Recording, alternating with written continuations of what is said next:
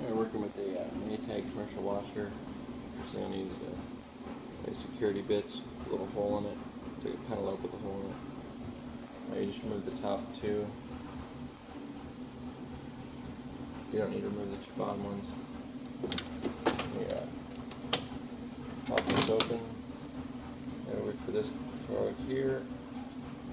You unplug that.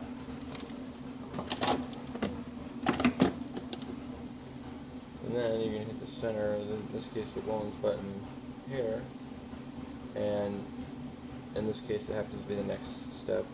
It depends on where it's been last programmed, but you're going to hit that 6 quarters, that's $1.50, so you're going to change that to 6.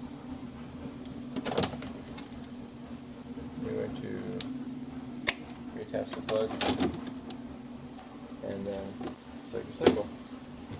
That's it. When you're done, unplug it again, set it back to $1.50 so it doesn't become obvious that it's being done, so only you to use it, and then change it back to 6 quarters and put the 2 screws back in.